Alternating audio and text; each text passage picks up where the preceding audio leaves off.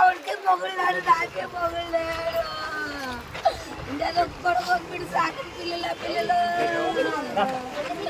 మా అన్న బిడ్డ సొంతము మా పెద్దన్న బిడ్డ ఉండేది కొడుకులు అయితేనేమి కొడుకులు పుట్టిన అయితేనేమని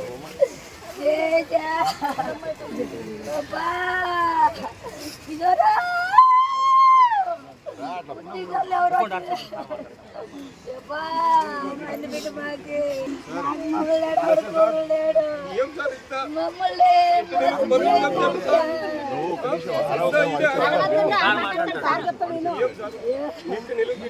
మనుషులు చంపితే ఏమన్నా ఉంటే రాజకీయ నీకు ఓటు వేయలేదు అదే అంటే ఏదైనా బుద్ధి చెప్పుకుని ఓటు వేసుకున్నా ఇట్లా మనుషులకి ఆడుతాన చంపేది చేనులో పిల్లోడు అప్పుడు ఉన్నాడు పిల్లోడు కూడా పారొచ్చినాడు వాడిని కూడా చంపేవాళ్ళు సార్ వాళ్ళు చేసేది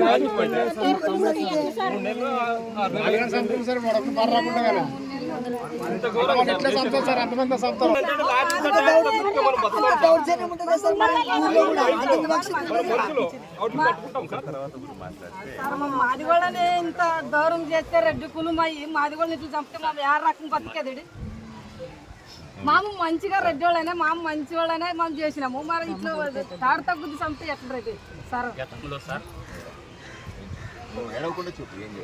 నాన్నలో ఉండేది నాన్న పిల్లలు లేవు తెచ్చిందండి పొద్దున ఫోన్ వచ్చా రాత్రి మాట్లాడా నీకు ఆరోగ్యం బాగలేదు హాస్పిటల్కి పో బాగుండు పొద్దున్న వస్తాను చెక్ చేపిస్తానని చెప్పా సరేలే రా అంటే పొద్దు పొట్టలకి వార్త వచ్చేసా సార్ అంటే మా నాగనాథన్ సార్ నా పేరు ప్రసన్న కుమార్ సార్ అంటే నాకు పిన్నమ్మ సార్ ఆమె అయితే ప్రతిసారి అంటే ఆ స్థలంలోనే ఒకటి ఇది జరిగిపోయింది ఇక్కడ దాకా మళ్ళీ ఇంకొన్ని జరిగితే ప్రతిసారి ఈ వివక్షతలోనే ఉండాలా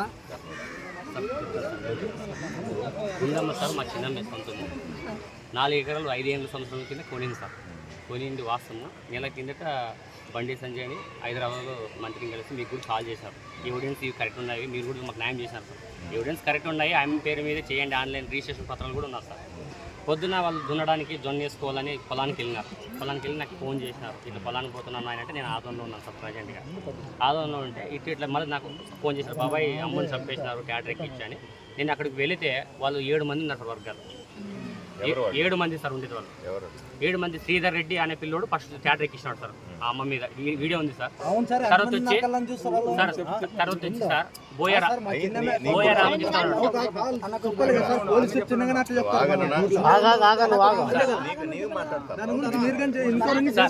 శ్రీధర్ రెడ్డి అనే పిల్లోడు థియేటర్ ఎక్కించినాడు ఆన్ ద స్పాట్ అని అమ్మ చచ్చిపోయింది తర్వాత పురుషోత్తమ రెడ్డికి దెబ్బలతో గాయాలతో రాయాలతో కొట్టినారు తర్వాత వచ్చి బోయ రామకృష్ణ సుబ్బారెడ్డి తప్పేనారు సార్ ఇడినారు వీళ్ళంతా దాడికి చెయ్యి చంపేస్తే ఏం చూసుకుంటారా అని చంపి దాడి చూసుకున్నారు సార్ మేము ఎన్నో బాటలో గోడు పెట్టుకున్నాం సార్ ఆన్లైన్ ఉన్నా కూడా వీళ్ళు ఇంత బలవంతం చేసేదేమో సార్ లేదు వాళ్ళు చిన్నమ్మదే పొలం సార్ లేదని కొన్నాం వాళ్ళ చిన్నమ్మ నుంచి ఆయన అడిగితే ఏమేమో పొలం అవును సార్ మాది వాళ్ళు నరకల్లని చూస్తారు అంతా అప్పట్లో మాట్లాడతారు ఎస్సీ వాళ్ళు అంటే చెప్తా ఉంటారు చంపగానే పోతామంటా సార్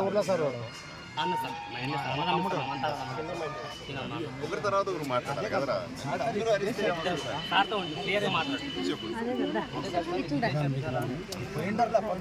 పోయి అంతా చేసిండారు యారు తగ్గుద్ది సంపాదించారు తప్పది అందుకనే మనం సెలవు తీసుకుంటున్నాం ఎట్లా ఏమనేది ఇప్పుడు ఎవరో చేసి ఉండారో పాపం యాద గెలిచింది అంతా చేసిండారు ఇప్పుడు చేసిన తప్పకి ఇట్లా చేసి ఎట్లా వాళ్ళు ఇప్పుడు ఎవరికి పరం పోయేది అంతా మనట్ల వాళ్ళకి అంతా పొరువు అది నేను కొడుకు పెళ్ళి 3 నెలలు మా తమ్ముడు చిన్న 3 నెలలు ఎంత పెళ్ళి మా అమ్మని సాకుడు నన్ను మా పెళ్లి చేసి మా ఇద్దరు నాకు పెళ్ళి 3 నెలలు మా అమ్మ సాకు పొలం కొన్నాం సార్ 5 ఏళ్ళు పోయినాం మేము వైఎస్ఆర్ టీవీ ఉన్నప్పుడే పోయినాం అప్పుడు ఒక్కసారి ఏమప్ప అని చేయండి సార్ ఎప్పుడైతే టీడీపీ ఆదని అని మా రాజకీయం వచ్చిందని ఈరోజు బుద్ధి చంపినారు సార్ అందరు ప్లాన్ వేసుకొని రాసుకొని అవును సార్ 5 ఏళ్ళు అయింది రిజిస్టర్ 5 ఏళ్ళు అయింది అడ్డం రాలేదు సార్. ఈ రోజు ఎందుకు వచ్చినారు? 5 ఏళ్ళు వైఎస్ఆర్ జీపీ ఉన్నప్పుడు అడ్డం రావచ్చు కదా.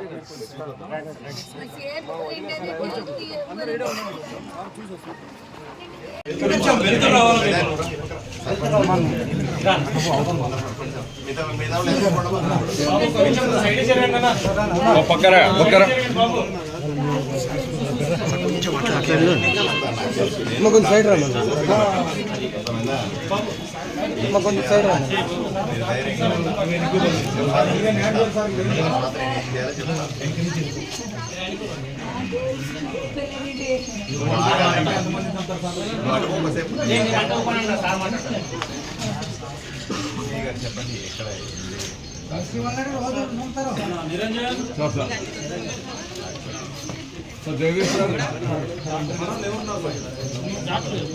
రెండు కాళ్ళకి ఇంజరీ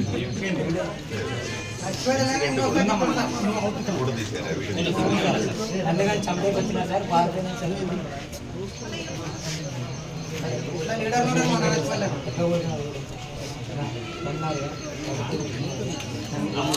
ఇచ్చినాడా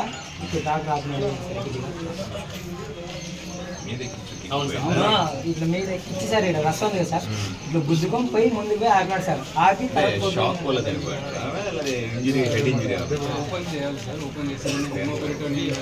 లేదు సార్, నేను లైవ్ లో ఉన్నాను. షాక్ ఏం లేదు సార్. ముందర బంపర్ పెద్దగా లాభం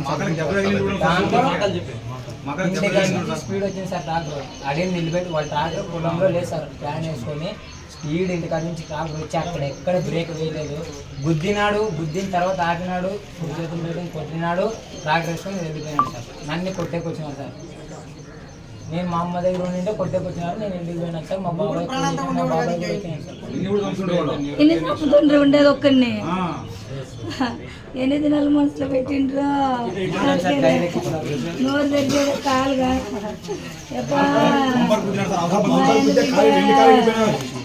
ఇరిగిపోతుండ్రు. మా ఆయన బిడ్డ అబ్బాయి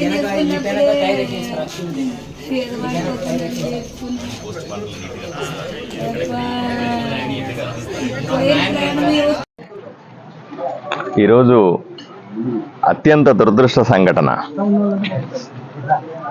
నాగనాథనహల్లి గ్రామానికి సంబంధించిన ఆదోని రూరల్ మండలంలో గుండమ్మ అనే మహిళ పొలాల్లో పనిచేయడానికి వెళ్ళింది. ఆ పొలానికి కొంచెం సంబంధించిన తగాదా ఉంది. మాట పెరిగి ట్రాక్టర్తో గుద్దేసినారు అని అక్కడ స్పాట్లో చనిపోయింది అనే ఒక సమాచారం తెలుసుకొని నేను ఈరోజు హాస్పిటల్కి వచ్చినాను. హాస్పిటల్కి వచ్చి చూస్తే ఆమె చనిపోయి ఉంది. ఒకరికి గాయాలైన వాళ్ళని ఇప్పుడే తీవ్రమైన గాయాలు ఉన్నాయని కర్నూలుకు పంపించినట్టుగా డాక్టర్లు చెప్తా ఉన్నారు. ఒకటి అర్థం చేసుకోవాలి, ఆంధ్రప్రదేశ్లో ఎక్కడా కూడా కూటమి ప్రభుత్వం వచ్చిన తర్వాత చాలా స్పష్టంగా చెప్తాను, ఆదోని ఎమ్మెల్యేగా నన్ను ప్రజలు ఎన్నుకున్న తర్వాత నేను చాలా క్లియర్ మెసేజ్ ఇచ్చినాను.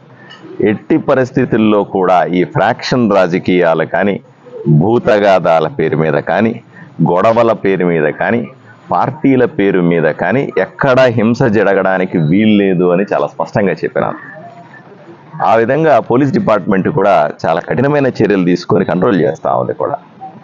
కానీ అనుకోని ఈ సంఘటనకు మేమంతా ఉలిక్కిపడ్డాం. జరగాల్సింది కానే కాదు. పార్టీలు వేరే అయి ఉండవచ్చు, నేను కాదనలేదు. రాజకీయాలు వేరే అయి ఉండవచ్చు, దాన్ని నేను కాదనట్లేదు. కానీ మనిషి ప్రాణాలు తీసేంతగా ఏ రాజకీయం ఉండదు. మనిషి ప్రాణాలను తీసేంతగా ఏ రకమైన గొడవలు ఉండకూడదని నమ్మేవాడు. ఈ ఊరిలో ఆదోనిలో కూడా ఎన్నో రకాలైనటువంటి భూతగాథాలు ఉన్నాయి. గత ప్రభుత్వంలో ఈ ల్యాండ్ సంబంధించినటువంటి డాక్యుమెంట్లన్నింటినీ కూడా మార్పులు చేయడము, 2-3 రిజిస్ట్రేషన్లు చేయడము, పొలాలకు సంబంధించిన రికార్డులు మార్చడము, హద్దులను మార్చేయడం, ఇట్లాంటి వందలాది గొడవలు ఉన్నాయి. నిజమే, ఆ గొడవలన్నింటినీ కూడా సరిచేస్తాము అని నేను గట్టిగా ప్రజలకు హామీ కూడా ఇచ్చినాను. అయ్యా, ఎవరికి అన్యాయం చేయని విధంగా న్యాయం ఏ వైపున ఉంటే ఆ వైపున అధికారులను ముందు పెట్టుకొని దానికి సంబంధించిన రికార్డులన్నీ కూడా పరిశీలించి తగు న్యాయం చేస్తామని ప్రజలకు చాలాసార్లు హామీ ఇచ్చినా కూడా నేను మళ్ళీ చెప్తాను. ఆ విషయం ఎట్టి పరిస్థితుల్లో కూడా ఎవరు కూడా ఘర్షణకు పోవాల్సిన అవసరం లేదు. ఏ గొడవకైనా సరే, ఏ భూతగాదాకైనా సరే, ఎటువంటి అన్యాయానికైనా సరే ఓ పరిష్కారం ఉంటుంది, మాట్లాడుకునే విధానం ఉంటుంది. అలా మాట్లాడుకొని అధికారుల సమక్షంలో న్యాయబద్ధంగా చట్టబద్ధంగా చేసుకోవాల్సిన కార్యక్రమాల్ని ఈ విధంగా ఘర్షణలు పడి ఒకరి మీద ఒకరు కొట్టుకొని చంపుకొని ఈ విధంగా చేయడం వల్ల ఏం మెసేజ్ ఇస్తా ఉన్నారు? చాలా స్పష్టంగా చెప్తాను, ఆదోనికి చెడ్డ పేరు తెచ్చేటువంటి ఇటువంటి సంఘటనలను ఏమాత్రం ఉపేక్షించేది లేదు. ఈరోజు ఈ సంఘటనకు బాధ్యులు ఎవరైతే ఉన్నారో వాళ్ళని వాళ్ళు ఏ పార్టీ అయినా కావచ్చు కాక వాళ్ళని ఉపేక్షించే ప్రశ్నే లేదు. వాళ్ళని తప్పనిసరిగా చట్టబద్ధంగా చర్యలు ఆల్రెడీ పోలీసులు పోయినారు.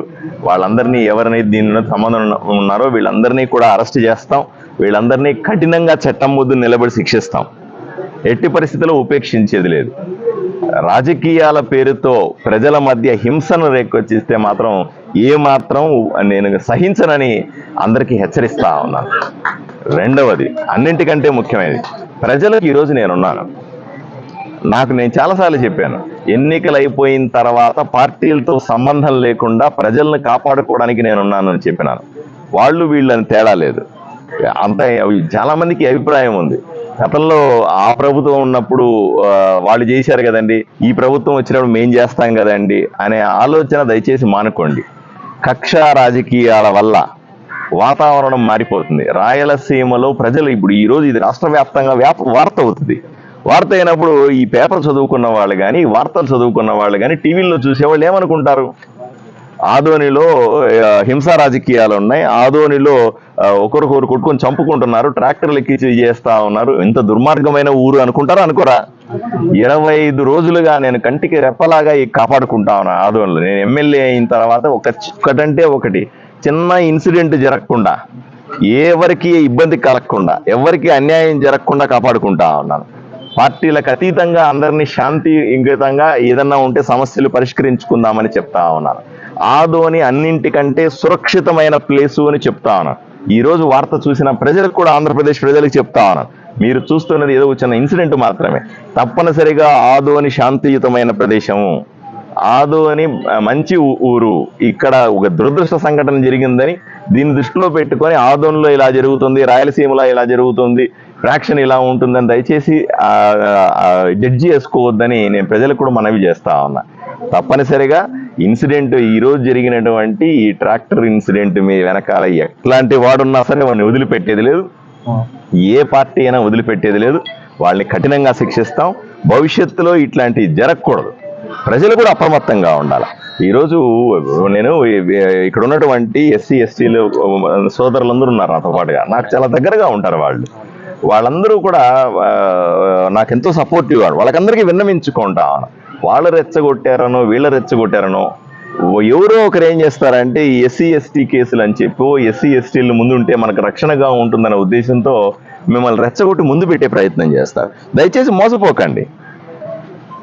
దళితులు ఎవరైతే ఉన్నారో అన్ని వర్గాలకి నేను చేతులెత్తి మొక్కుతా ఉన్నా, దయచేసి మీరు ఇటువంటి గొడవల్లో బలి కావద్దు. వాళ్ళు బాగానే ఉంటారు, వాళ్ళు రెచ్చగొట్టి ముందు పెడతారు, ఏదో రకంగా మిమ్మల్ని ఉపయోగించుకొని రాజకీయంగా ముందుకెళ్లాలని ప్రయత్నం చేస్తారు. ఇప్పుడు చివరికి చనిపోయింది ఎవరు? మనకు సంబంధించినటువంటి అణగారిన ప్రజలకు సంబంధించినటువంటి ఆడమని చనిపోయింది. కొడుకు చూడండి, 3 నెలల ముందు పెళ్ళైన కొడుకు. ఈయన బాధను ఎవరు తీరుస్తారు? ఆ కుటుంబాన్ని ఎవరు రక్షించుకుంటారు? ఆమె ఏదో ఇంటికి పెద్దగా ఉండింది కదా, ఆమె లేని లోటుని ఎవరు తీరుస్తారు? ఇట్లాంటి ఎన్నో విషయాలు ఉంటాయి. కాబట్టి నేను ఈ దళిత సోదరులందరినీ కూడా ముఖ్యంగా చెప్తాను, దయచేసి పార్టీలు అనే పేరు మీద లేదా భూతగాదాలనే, ఈ ఊర్లో విచిత్రమైన సంస్కృతి ఉంది. దళితుల్ని ముందు పెట్టి భూతగాదాల్లో, దళితుల్ని ముందు పెట్టి రాజకీయాల్లో, దళితుల్ని ముందు పెట్టి గొడవల్లో వాళ్ళని బలుపశువులు చేసి వీళ్ళు బ్రహ్మాండంగా ఉంటా ఉన్నారు. ఈ సంస్కృతి మారాలంటే వీళ్ళందరూ కూడా తెలివితేటలు పెంచుకోవాలి. అరే మనం బలి కాకూడదు, మన భవిష్యత్తు బ్రహ్మాండంగా ఉంది, ఆదోని బ్రహ్మాండంగా అభివృద్ధి చెందుతుంది. గొడవలు ఏమన్నా జరిగితే ఒక ఎమ్మెల్యే ఉన్నాడు, అధికారులు ఉన్నారు, వీళ్ళందరూ కూడా అధికారులు నిష్పక్షపాతంగా ఈరోజు పనిచేస్తా ఉన్నారు. పార్టీలతో సంబంధం లేకుండా నిష్పక్షపాతంగా పనిచేయాలి. ఈ గొడవ జరిగి ఇప్పుడు ఈరోజు చనిపోయిన ఆవిడ కూడా నాకు కొన్ని రోజుల ముందు కలిసింది. కలిసి ఆమె ఆ పొలానికి సంబంధించిన గొడవ నాకు చెప్పింది. ఆ రోజు కూడా చెప్పాను, నాకు నువ్వు ఏ పార్టీ అయినా ఇబ్బంది లేదమ్మా, నాకు వ్యతిరేకంగా పనిచేసినారు మీరంతా కూడా ఎలక్షన్లో, అయినా కూడా నాకు ఎటువంటి బాధ లేదు. నేను ఎమ్మెల్యే అయిన తర్వాత నాకు ఆ పార్టీ లేదు, ఈ పార్టీ లేదు, నాకు ఊరిలో ఉన్నట్టు 2,50,000 మంది నా కన్నబిడ్డలు అని చెప్పినాను నేను. ఆ రోజు ఆమెకి అధికారులకు రాసి కూడా ఇచ్చినాను, ఈమెది న్యాయమైనటువంటి కోరిక అయితే ఒకసారి పరిశీలించి అప్డేట్ చేయండి, ఆవిడికి న్యాయం చేయండి అని కూడా చెప్పినా నేను ఆ రోజు. దానికే సాక్ష్యం వీళ్ళందరూ కూడా. ఆ రోజు వీళ్ళందరూ ఉన్నారు, బంధువులంతా ఉన్నారు. ఇంతలోనే ఎందుకు అంత ఆవేశపడాల్సి వచ్చింది, ఇంతలోనే ఏం కొంపలంటుకుపోయింది? తప్పనిసరిగా నేను మళ్ళీ చెప్తాను, మీ ద్వారా ఆదోని అందరికీ కూడా నేను విన్నవించుకుంటా ఉన్నాను. దయచేసి గొడవలు ఉంటాయి, గత ప్రభుత్వాల్లో వాళ్ళు వీళ్ళు రాజకీయంగా వాడుకున్న సందర్భంలో పొలాలు, స్థలాలు, కబ్జాలు ఇవన్నీ విపరీతంగా ఉన్నాయి ఈ ఊరిలో.